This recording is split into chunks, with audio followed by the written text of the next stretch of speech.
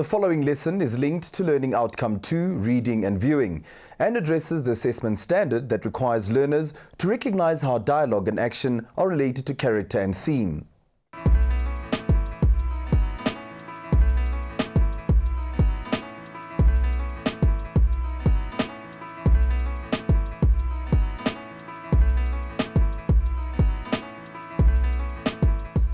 How do actors manage to move from being themselves to portraying a believable character on stage? Or, in the case of the play, The Suitcase, that we are studying, playing more than one role believably.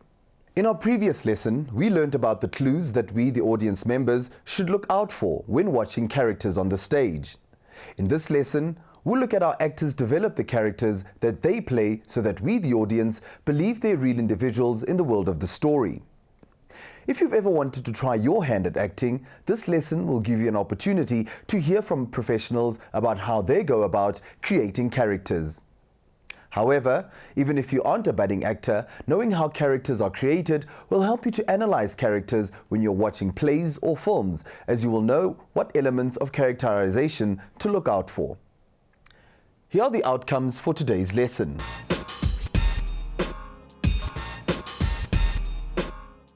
By the end of this lesson, you should be able to define the term characterization, explain how an actor develops a character, explain how characterization techniques make the character seem real to the audience. In a previous lesson, we spoke about how, in order to enjoy a play, the audience needs to suspend their disbelief and for an hour or two believe that they are watching real events unfolding rather than people pretending to be other people. Well, it's not only the audience that has to suspend their disbelief. In order for an actor to portray a character realistically, the actor also needs to pretend that he or she is that character, living the action of the play for the first time. John Lata is one of the actors in the play, The Suitcase. He spoke to us about believing in the moment that you are acting. You really have to believe in the moments that you're in. You know, if you don't believe that I'm in 1952, then it's very difficult for the audience to believe you. So if I'll say I'm playing day, I'm playing a scene where it's in the morning, I have to believe it's in the morning in my mind. Then the audience is able to believe me because I can actually feel like I'm in the morning, I'm just woken up. But if I don't believe that, the audience finds it very difficult to adjust with me. Believing that you are a character in a certain moment is not as easy as it may seem. Actors go through weeks of researching the context of the play, observing people who are similar to their characters and rehearsing their lines so that they can deliver them in a believable way. This process is known as characterization. The process of characterization begins when the actor first reads the text of the play to see what information the playwright has given about the character and when he or she listens to the director's vision for the play.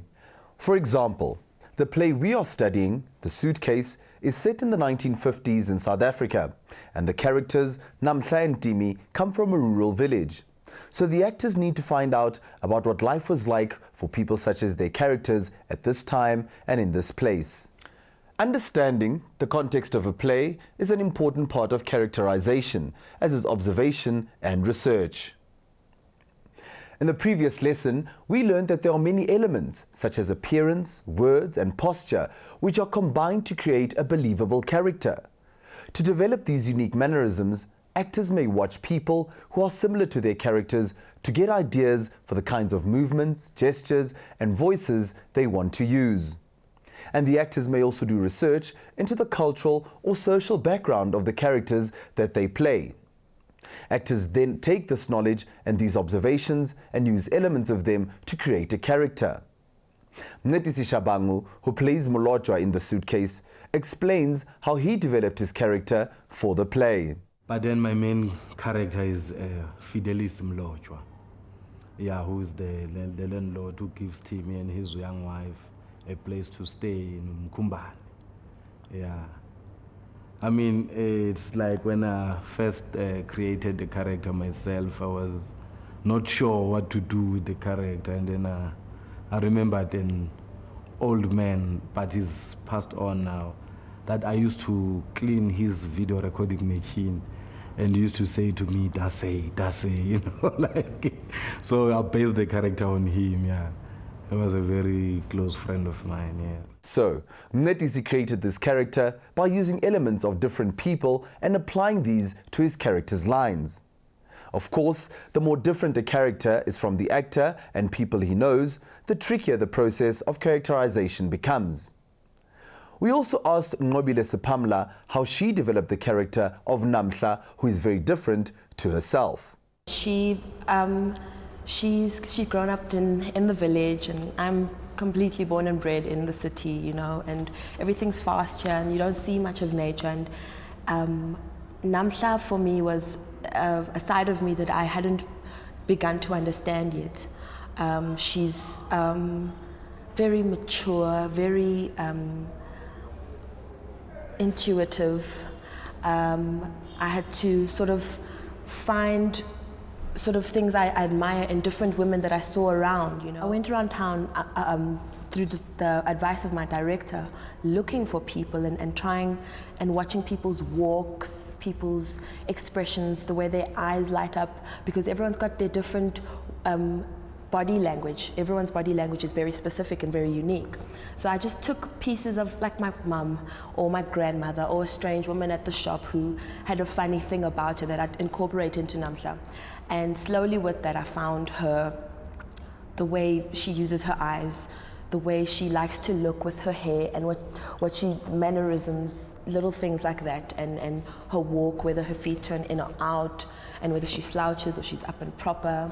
And that was mostly the process I went through. And then obviously psychology books on different personality types and tendencies, and very, very great advice from my director, who just, he let me find a quiet humility about her, which was the most important thing. So, to create a believable character, an actor needs to really try to get under the skin of the character to work out who the character is and what makes him or her tick.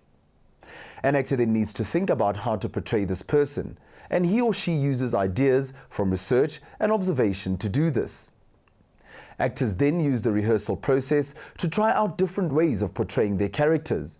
During this time, they get audience from the director and feedback from the other actors about what it is working and what isn't.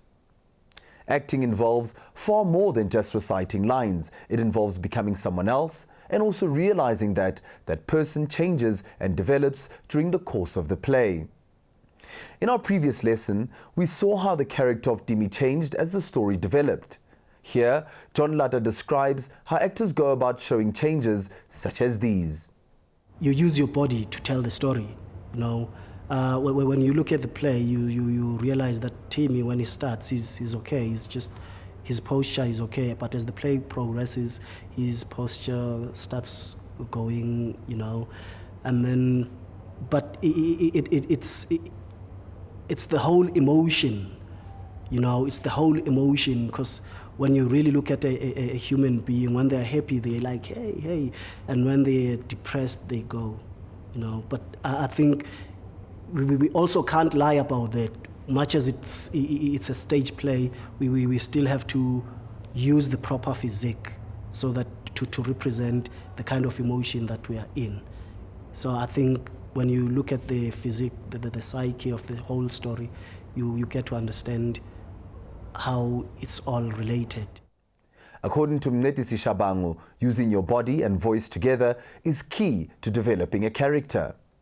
When you sort of like create awareness for yourself as an actor, you actually realize that there are two things that are all the time sort of like connected, which is the actor and which is your body and your voice.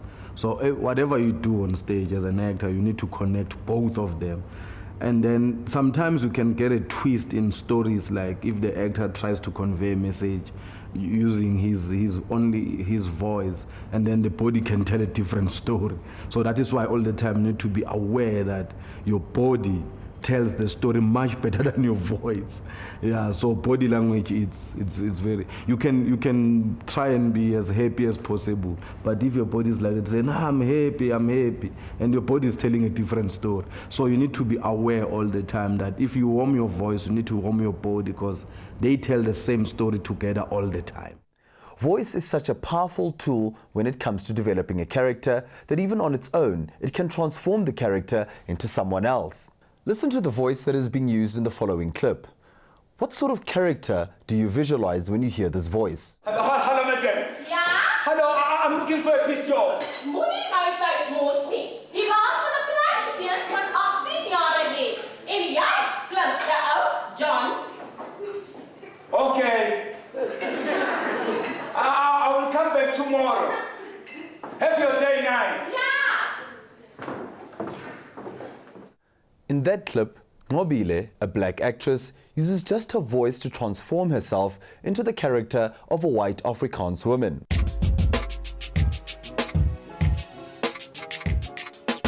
In our previous lesson, we learned that the way that a character is portrayed provides the audience with clues about a character's thoughts, motivations, and emotions. We asked Nqobile about how she portrayed the emotional side of Namhla. The very interesting thing is that I had thought initially, because it's such a heartbreaking play, that the easiest and most obvious thing to do was to play the sadness. And strangely enough, while working on the play, our director made sure that we do everything but play on the sadness. So you don't brush things off, but you make light of them. Yes, it's tragic and it's sad, but don't make people walk out wanting to slit their wrists, and never wanting to carry on with life. You need to give them hope, because that's what the message is about. It's a mirror of ourselves at a different time, but same circumstances, same emotions, because certain things are just universal. There'll always be a time to cry and laugh and smile and remember. So, as with deciding on the mannerisms, body language, expressions, and voices of the characters, the actors need to be very aware of how different people express emotions. Emotions, as Nqobile says, are universal. But in the case of this play, the actors also needed to make sure that the audience understood that this play was taking place in the 1950s. We asked Nqobile to tell us how her costume helped her process of characterization. It would have to be true to the time, true to their personality, and say a lot about who they were and what kind of people they were. So my dress was a sort of the heavy, like thin waist and big skirt, but long and almost frumpy. Like costumes, props can also help an actor bring a character to life and help tell the audience the story. Netisi Shabangu plays a number of different characters in the play, and he spoke to us about how props helped his process of characterization. As you can see, that all the props that are there, they are there to highlight. Sometimes for my character, it will highlight what kind of a job I have or I do. Especially like I play a hustler at some point, a person who sells jewelry on the street. So I just had a watch and a pair of jewelry that I was trying to sell to Timmy. And then in the past, I play an old man who's got a truffle. So that's the kind of situation that all these props serve to actually tell the story and also to enhance the character's Bible, we call it. Yeah. So it's all very kind of small, but it's kind of like intertwined to all the lives of these people, yeah. When you watch a play, it's important to remember that we understand characters and their emotions through things like their movements, gestures, facial expressions, and voice quality.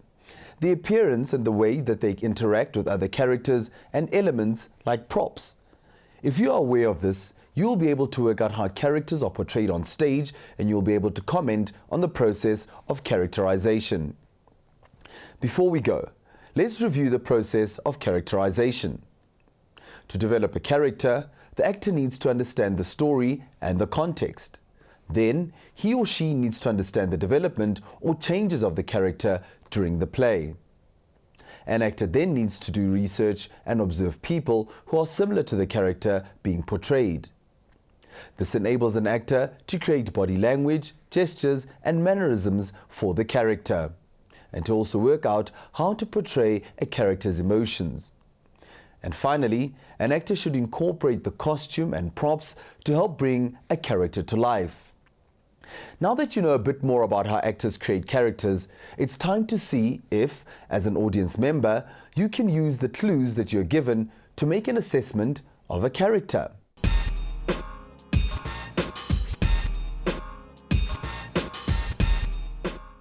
Watch the following 2 clips in which the same actress portrays 2 characters. Write a paragraph in which you describe the personality of each character that is portrayed. Substantiate your answers by explaining how the actress has portrayed the personality of each character.